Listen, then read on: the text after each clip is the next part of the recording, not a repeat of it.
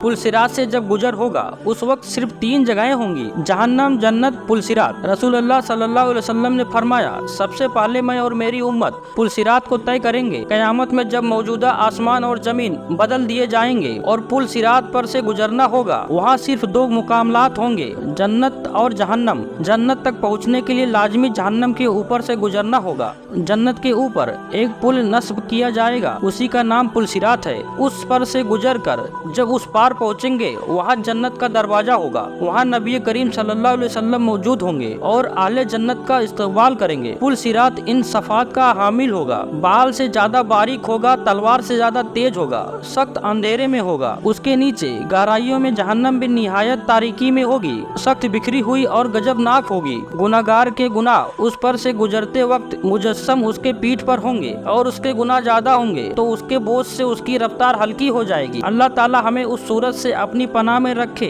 और जो आदमी गुनाहों से हल्का होगा उसकी रफ्तार पुरसिरात पर तेज होगी। उसके ऊपर आंकड़े लगे होंगे और नीचे कांटे बिछे होंगे जो कदमों को जख्मी करके उसे मुतस्सर करेंगे। लोग अपनी बदअमालियों के लिहाज से उसके मुतस्सर होंगे। जिन लोगों की बेईमानी और बदअमालियों की वजह से उनके पैर फिसल कर वो जहन्नम के घड़े में गिर रहे होंगे, उनकी बुलंद चीखों पुकार से पुलसिरात पर दहशत तारी होगी। रसूलुल्लाह सल्लल्लाहु अलैहि वसल्लम पुलसिरात की दूसरी जानिब जन्नत के दरवाजे पर खड़े होंगे। जब हम पुलसिरात पर पहला कदम रख रहे होंगे, आप सल्लल्लाहु अलैहि वसल्लम अल्लाह ताला से दुआ करते होंगे, या रब्बी सलाम, या रब्बी सलाम। आप ही नबी करीम सल्लल्लाहु अलैहि वसल्लम के लिए दुरूद पढ़े। लोग अपनी आंखों से अपने सामने बहुत से लोगों को पुलसिरात से गुजरता हुआ देखेंगे और बहुत से लोगों को उससे निजात पाते देखेंगे। बंदा अपने वालिदैन को पुलसिरात पर देखेगा लेकिन उनकी कोई फिक्र नहीं करेगा।